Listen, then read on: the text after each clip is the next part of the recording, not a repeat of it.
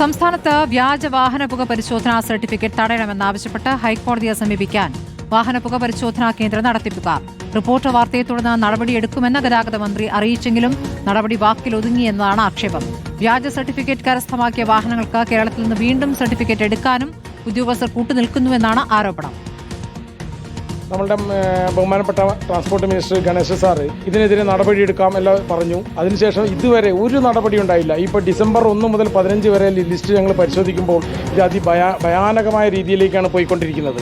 കേരളത്തിലുള്ള പുകപരിശോധനക്കാരുടെ നിലനിൽപ്പ് തന്നെ അവതാളത്തിലായിക്കൊണ്ടിരിക്കുന്ന ഈ ഒരു സന്ദർഭത്തിന് എന്തെങ്കിലും ശക്തമായ നടപടി എടുക്കേണ്ടതാണ്. ഞങ്ങളിതിൽ കോടതിയിലേക്ക് പോകേണ്ട അവസ്ഥയിലേക്കാണ് ഇപ്പോൾ ഉള്ളത്.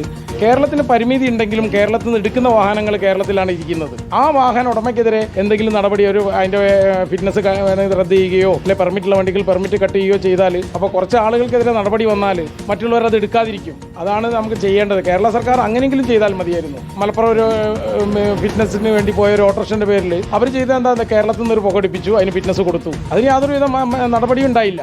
അപ്പോൾ ഒന്നുകിലും നമ്മളുടെ OTP സമ്പ്രദായം എടുത്തു കളയുകയോ അല്ലെങ്കിൽ ഓൾ ഇന്ത്യ ലെവലിൽ കൊണ്ടുവരികയോ ചെയ്താൽ മാത്രമേ ഇതിനൊരു ശാശ്വതമായ പരിഹാരം ഉണ്ടാവുന്നുള്ളൂ. സിനോജ് തോമസ് വിവരങ്ങളുമായി. സിനോജ്, ഇപ്പോൾ വ്യാജ സർട്ടിഫിക്കറ്റുകൾ വ്യാപകമാണ് എന്നതാണോ ഇപ്പോൾ അറിയാനാകുന്നത്?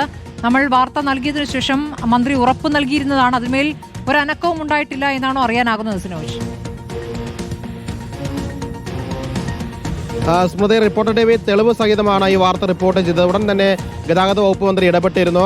കേന്ദ്ര സർക്കാരിനൊപ്പം തന്നെ ഹരിയാന പോലുള്ള സംസ്ഥാനങ്ങളെ ട്രാൻസ്പോർട്ട് കമ്മീഷണർമാർക്ക് കത്തയക്കുകയും ചെയ്തിരുന്നു. പക്ഷേ ഇപ്പോഴും അങ്ങനെ കത്തയച്ചതിന് ശേഷം കുറച്ച് കുറവുണ്ടായിരുന്നു. ദിവസവും കേരളത്തിന് പുറത്തുനിന്ന് ഇത്തരത്തിൽ വ്യാജ സർട്ടിഫിക്കറ്റ് സംഘടിപ്പിക്കുന്ന കുറവുണ്ടായിരുന്നു. പക്ഷേ വീണ്ടും അതേ രീതിയിൽ തന്നെ തിരികെ വന്നിരിക്കുന്നുവെന്നാണ് കേരളത്തിൽ പുക പരിശോധന കേന്ദ്രം നടത്തുന്ന ആളുകൾ പറയുന്നത്. അതായത് ഒരു ഫോട്ടോ അയച്ച് നൽകിയാൽ മാത്രം മതി, നിമിഷങ്ങൾക്കുള്ളിലാണ് വാട്സപ്പിൽ ഇത്തരത്തിൽ വാഹനത്തിന്റെ വ്യാജ പുക പരിശോധന സർട്ടിഫിക്കറ്റ് കേരളത്തിലേക്ക് ലഭിക്കുന്നത്. അതിൽ സ്കൂൾ ബസ്സുകളുണ്ട്, ഒപ്പം തന്നെ ദേശീയപാത നിർമ്മാണത്തിന് ഉപയോഗിക്കുന്ന വാഹനങ്ങളൊക്കെ തന്നെയുണ്ട്. ഇത് കേരളത്തിലെ മോട്ടോർ വാഹന വകുപ്പ് ഉദ്യോഗസ്ഥർക്ക് എളുപ്പം കണ്ടുപിടിക്കാൻ സാധിക്കും. കാരണം പരിവാഹൻ സൈറ്റ് എടുത്ത് നോക്കിക്കഴിഞ്ഞാൽ ഓരോ ദിവസവും പുക പരിശോധന നടത്തിയ കേരളത്തിൽ രജിസ്റ്റർ ചെയ്ത വാഹനങ്ങളുടെ ലിസ്റ്റ് കിട്ടും. അത്തരത്തിൽ ആ വാഹനങ്ങൾ എത്ര എണ്ണം കേരളത്തിൽ പുറമേ നിന്ന് പുക പരിശോധന നടത്തി എന്ന് പരിശോധിച്ചാൽ മാത്രം ഈ തട്ടിപ്പ് കണ്ടുപിടിക്കാൻ സാധിക്കും. അങ്ങനെ കണ്ടെത്തുന്ന വാഹനങ്ങൾ പരിശോധിച്ചു കഴിഞ്ഞാൽ ഈ തട്ടിപ്പ് ഇല്ലാതാക്കാൻ സാധിക്കും. പക്ഷേ ഉദ്യോഗസ്ഥർ നടപടി എടുക്കുന്നില്ല എന്നൊരു ഗുരുതരമായ ആരോപണമാണ് ഈ പുക പരിശോധന കേന്ദ്രം നടത്തുന്ന ആളുകൾ പറയുന്നത്. അതുകൊണ്ട് തന്നെ ഹൈക്കോടതിയിൽ ഈ ക്രിസ്മസ് അവധി കഴിഞ്ഞു കഴിഞ്ഞാൽ ഹൈക്കോടതിയിൽ ഹർജി നൽകാനാണ് ഈ ഉടമകളുടെ തീരുമാനം. ശരി, മന്ത്രിയുടെ ശ്രദ്ധയിലേക്ക് ഒരിക്കൽ കൂടി വാർത്ത ഞങ്ങൾ വയ്ക്കുകയാണ്. സിനോജ് തോമസ് ആണ് വിവരങ്ങൾ നൽകിയത്.